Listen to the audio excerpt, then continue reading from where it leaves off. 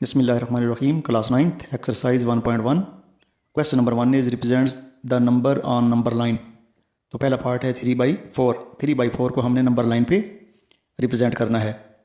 Dear students, पहली बात आपने यहाँ पे नोट करनी है कि अगर ऊपर आपके पास छोटा नंबर हो और नीचे बड़ा हो तो ये 0 और 1 के दरमियान में नंबर लाई करेगा. अब इसको नंबर लाइन पे रिप्रेजेंट क्या करना है, हमारे पास टोटल जो पार्ट्स हैं वो हैं 4. तो हम 0 और 1 के दरमियान 4 हिस्से कर लेंगे. तो 4 हिस्से करने के लिए हमें 3 लाइनें डालनी पड़ेंगी, 1, 2 और 3. इस तरीके से ये टोटल कितने पार्ट्स बन गए, 4. और उसमें से सिलेक्ट हमने कौन सा करना है, 3. तो 3 को हमने क्या कर लिया, सिलेक्ट कर लिया. इस तरीके से ये जो नंबर हमारे पास आया ये बन गया 3/4. ये रिप्रेजेंटेशन है नंबर लाइन की. इसके बाद है पार्ट नंबर 2 -1/3. तो ये 0 और -1 के दरमियान में ये नंबर लाई करेगा. और टोटल कितने हिस्से होंगे, 3. तो 3 हिस्से करने के लिए हमें लाइनें कितनी डालनी पड़ेंगी, 2. तो 3 हिस्से ऑटोमेटिकली हो जाएंगे. और उसमें से हमने कौन सा हिस्सा सिलेक्ट करना है, पहला. तो ये आपके पास कितना आ गया, -1/3. पार्ट नंबर 3 करते हैं, 4 होल 1/2.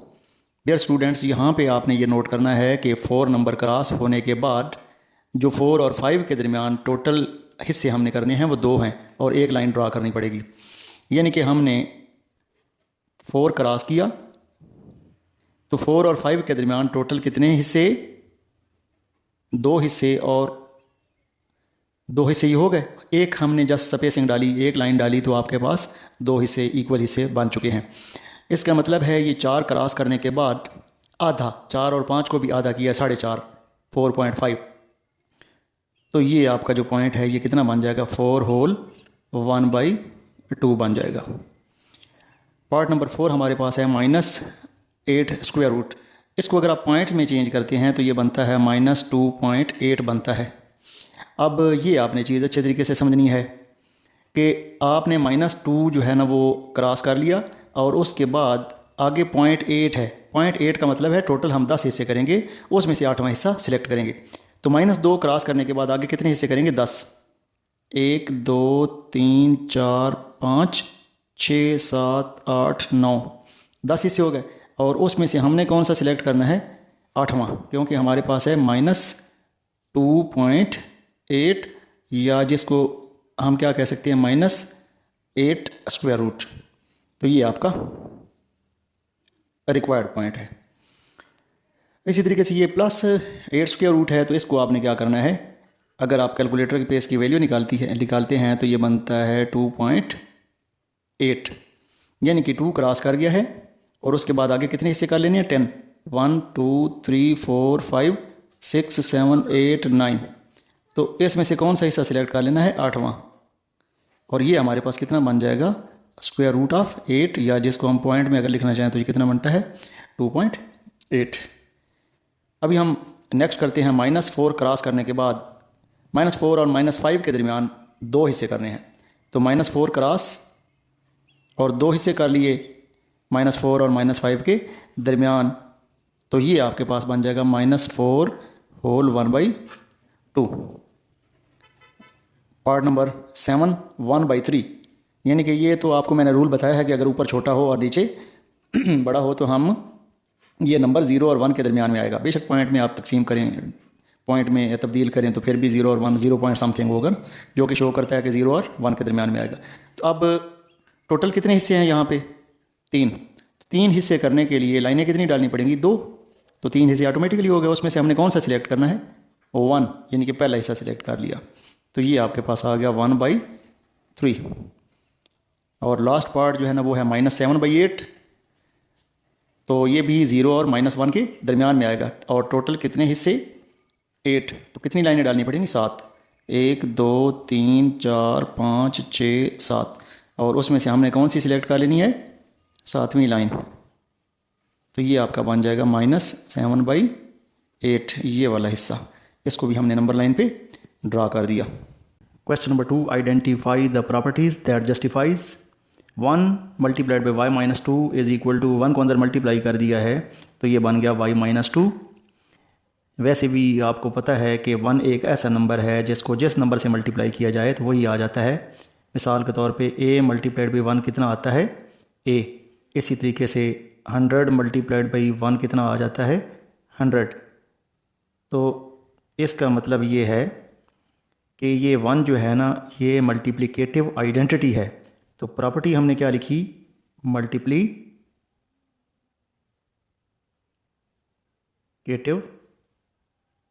आइडेंटिटी।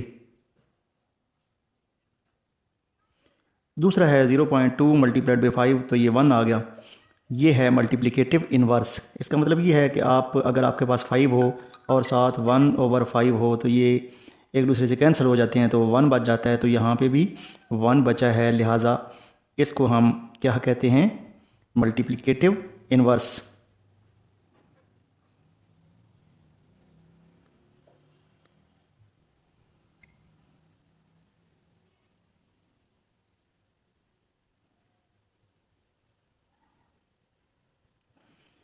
अब हम पार्ट नंबर 3 की तरफ चलते हैं। वो है आपके पास 2 नंबर गिवन है, एक नंबर है x+2 और दूसरा नंबर है y। जबकि यहाँ पे y को और x+2 सिर्फ आपने तरतीब चेंज की है, यानी कि ये कंडीशन है a+b = b+a। जस्ट 2 नंबर हैं और उनकी तरतीब जो है ना वो आपने चेंज की है। तो इसको हम क्या कहते हैं, कम्यूटेटिव प्रॉपर्टी। इसको क्या नाम देंगे, commutative property with respect to addition.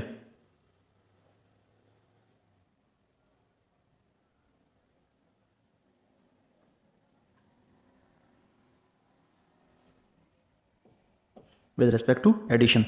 जबकि ये दोनों एक दूसरे के क्या हो जाते हैं, एक दूसरे को कैंसिल कर देते हैं, तो ये इन्वर्स हैं एक दूसरे के, एडिटिव इन्वर्स। इसको क्या नाम देंगे, एडिटिव इन्वर्स। इसी तरह अगर आप 5वां पार्ट देखते हैं तो ये 3 नंबर हैं, एक x है, दूसरा 5 है और तीसरा -1 है। तो इन तीनों की तरतीब जो है ना वो डिफरेंट की है। पहले x+5 ब्रैकेट में था, फिर x को बाहर निकाल के 5 और -1 को ब्रैकेट में रखा है। तो बेसिकली ये 3 नंबर हैं और 3 नंबर वाली प्रॉपर्टी जो ऐड हो या मल्टीप्लाई हो तो उसको हम कहते हैं associative property with respect to addition. जबकि यहाँ पे आप अगर देखते हैं तो -3 जो है ना वो दोनों नंबर से मल्टीप्लाई होके तो बन गया है -6 + 3y।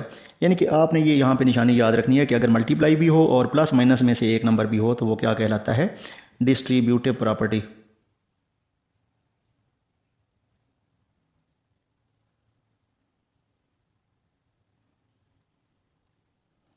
इस तरीके से ये क्वेश्चन नंबर 2 मुकम्मल हुआ। Question number 3 represent on number line. ये इनइक्वालिटी गिवन है x < 0। डियर स्टूडेंट्स, जब भी लेस देन की बात होगी तो आपने लेफ़्ट साइड की तरफ मूव करना है और जब ग्रेटर देन की बात होगी तो आपने राइट हैंड साइड की तरफ मूव करना है। पॉइंट अंडर कंसाइड्रेशन है 0, तो 0 पे आपने पोजीशन लेनी है और x < 0 किधर जाएगा, लेफ़्ट की तरफ। तो यहाँ से आपने किधर चलना है, लेफ़्ट की तरफ, और कोई लिमिट आपको नहीं दी गई, लिहाजा ये जो है ना आपकी रिप्रेजेंटेशन होगी नंबर लाइन पे। आपने 0 पे खड़े होके लेफ़्ट की तरफ चलते रहना है, तो ये क्या है, नंबर लाइन रिप्रेजेंट हो गई।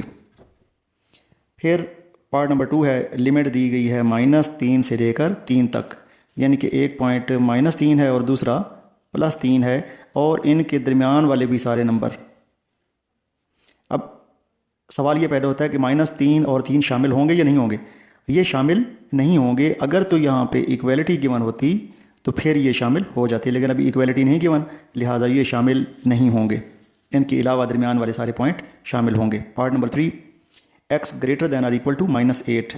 तो अब आपने -8 पे पोजीशन लेनी है और ग्रेटर दैन की तरफ है, ग्रेटर दैन है तो इसका मतलब है आपने किधर मूव करना है, राइट साइड की तरफ। और कहाँ तक मूव करना है, जहाँ तक नंबर लाइन जाती है। तो क्या ये -8 इंक्लूड है या नहीं है, तो यहाँ पे देखें इक्वलिटी गिवन है, लिहाजा इसको हम शामिल करते हैं, इसको फिल कर देते हैं। ये जो बबल है उसको फिल कर दिया, इसका मतलब है -8 भी इसमें शामिल है और -8 से सारे जो बड़े नंबर हैं वो भी इसमें शामिल हैं। तो ये नंबर लाइन पर रिप्रेजेंटेशन हो गई।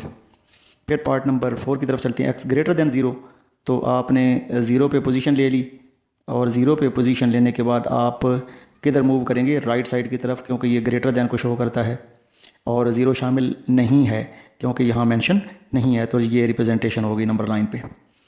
अब हम part number 5, x less than -3 है, तो -3 पे आपने पोजीशन ली और लेस दैन है तो किधर मूव करेंगे, लेफ़्ट साइड की तरफ। तो ये जो सारे पॉइंट हैं ये सारे इसमें शामिल हो जाएंगे।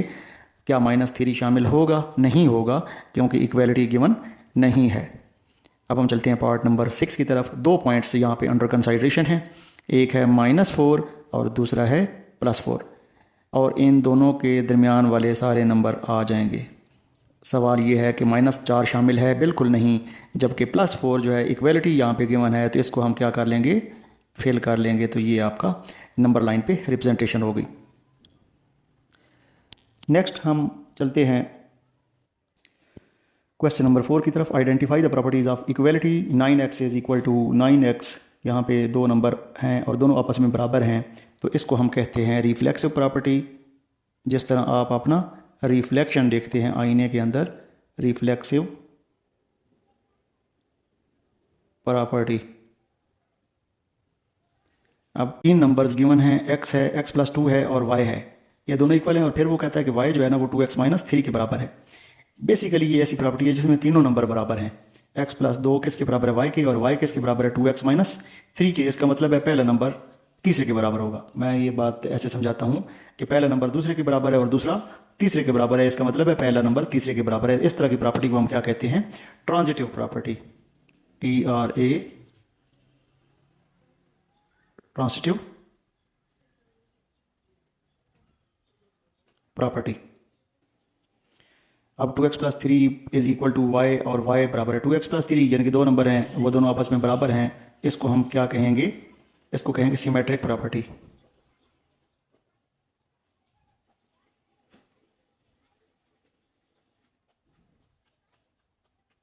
फिर 3 लेस दैन 4 है, तो -3 ग्रेटर दैन -4 है। इसका मतलब है आपने इसको -1 से मल्टीप्लाई किया और 4 को भी -1 से मल्टीप्लाई किया। तो जब माइनस से मल्टीप्लाई करते हैं तो इनइक्वालिटी का साइन चेंज हो जाता है। इसका मतलब ये है कि ये मल्टीप्लिकेशन की वजह से ये कौन सी प्रॉपर्टी बन गई, multiplication property.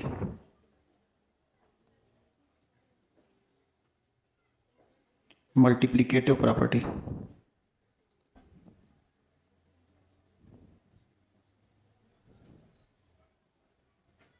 Part number 5,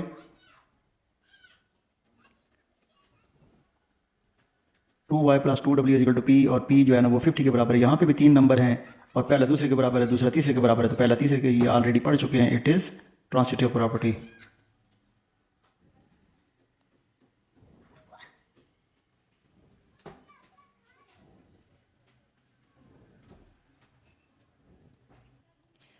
part number 6 है, x+4 ग्रेटर देन y+4, तो 4 को 4 से कैंसिल कर दें तो ये कैंसलेशन प्रॉपर्टी बन जाएगी।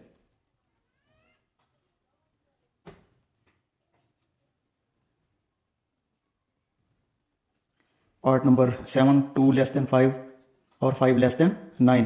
पहला दूसरे से कम है, दूसरा तीसरे से कम है, तो इसका मतलब है पहला तीसरे से कम है। तो इसको भी हम क्या कहेंगे, ट्रांजिटिव प्रॉपर्टी।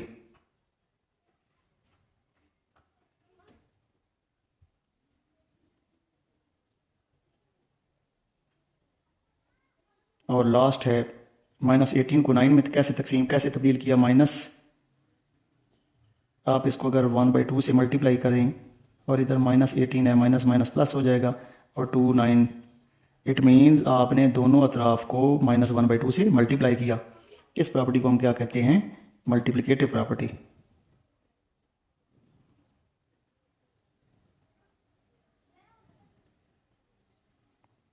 इस तरीके से ये एक्सरसाइज 1.1 आपकी मुकम्मल हो गई। आपका बहुत